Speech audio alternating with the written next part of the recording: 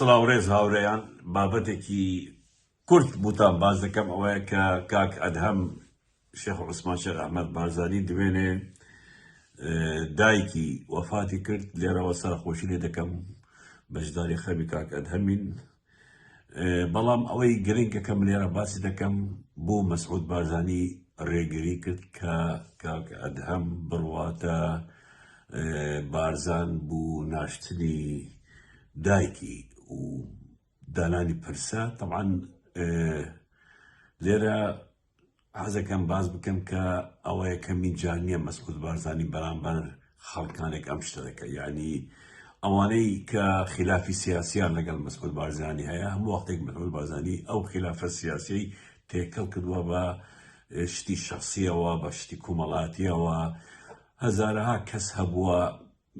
خەڵکی مردووە نەیتوانیەوە بڕوە چکە ڕێگان پێنادەن هەبووە لە زیندان دایکی لەبەر مردن بووە باوکی لەبەر مردن بووە ڕێگان پێنادەوە بیشە بیان بینێ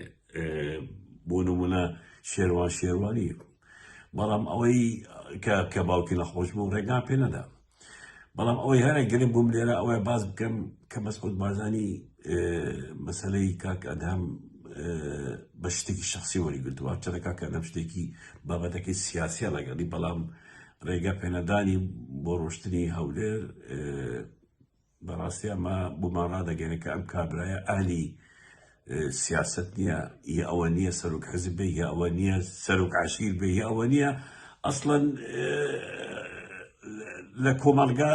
پێگەیەکی هەبێ ینی ئەو قیلێنە دلی مەسعوددا هەیە من ئەبینم تەنانەت لە کەسانی نەخۆشی دەرونیان هەبێ ئەو قینان لە دڵدایە یعنی مەسعود بارزانی شتێکی هەیە کە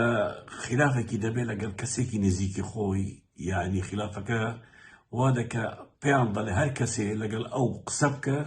ئەبێ قسە لەگەڵ منەکە هەر کەسێ مەرحەبای ئەو بکە بێ مەرحەبای منەکە ینی کاک ئەدهەم یەکەم کەس نەبووە ینی من مەجموعەی نمونە دێنم کە هەموویان ئاموزای مەسعود بارزانینە و هەمان ڕەفتاری لەگەڵ کردووە کە ئەبەی ئێستا لەگەڵ کاک ئەدهەمی کردووە بوو نمونە ئەیوب بابوو بارزانی کە ئاموزای مەسعود بارزانیە خێزانەکەی کە وەفاتی کرد نەیهێشت بێتە سەر قەبران و نەیهێشت بەشداری پرسەش بکە خۆی لە سویسرا بوو خێزانەکەی لە بارزان بوو قبولی نەکرد یعنی تەنانەت ئەوەیە کە کاک ئەیوب بارزانی خلافێکی فکری و سیاسیە لەگەڵ مەسعود چەندین کتێبی نووسیوە لەسەر خیانەتی مەسعود بارزانی و مەڵام مستەفا بارزانی کە مامی ئەیوب دەکا نووسێتی لەبەر ئەم پشتانە ڕێگای پێنەدا و بووی نیە ئەسڵەن بێتە هەولێر و بێتە بارزان و بێتە دۆک تا ئێستاش ئەیوب بارزانی ئەیوب بابوو بارزانی یعنی ئەمە حاڵەتێکی تریش ئەتوانم پێتان بڵێم بۆ نمونە عەبدولمسەوەر بارزانی ئێستا لە بارزان دەژی 9 برای هەیە یەک برای ناوێرە مەرحەبای بکە بە ئەمری مەسعود پێی وتون هەر کەسێ مەرحەبای عەبدولمسەوەر بکە بێ مەرحەبای منەکە هەر کەسێ بشتە لای عەبدولمسەوەر ئەبنێتە لای من 9 برای هەیە هەر نوعی ناوێرە مەرحەبای براکەی خۆیان بکەن عەبدولمسەوەر خێزانی عەبدولمسەوەر و کچەکەی عەبدولمسەوەر لە عەبدولمسەوەریان وەرگرتووە بە تەنیا دەژین لە مەسیف و عەبدولمسەوەر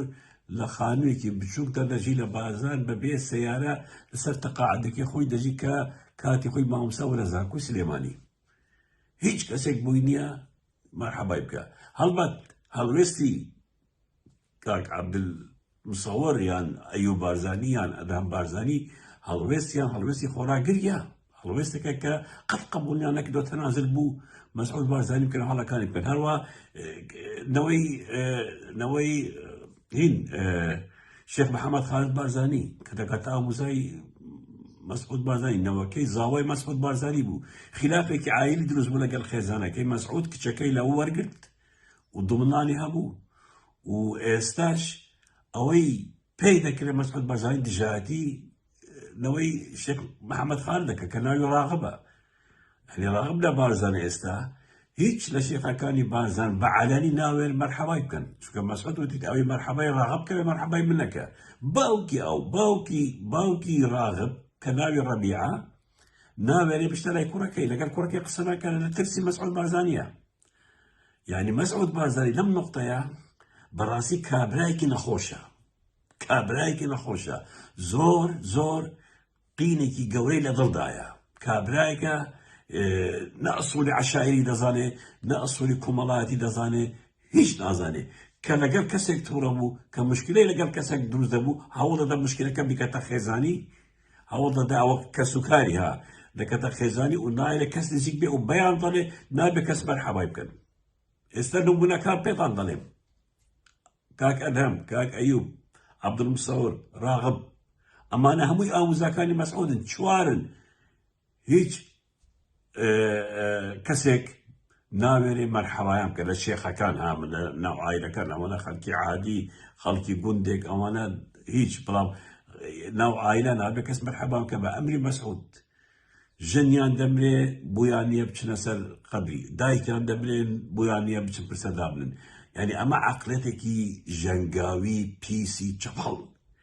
یعنی مەسعود بارزانی حکومڕانی و سیاست و عەشیرەتگەری بەو شێوازەنیە کە تو تێگەیشتووی ئەتۆ زۆر هەڵەیی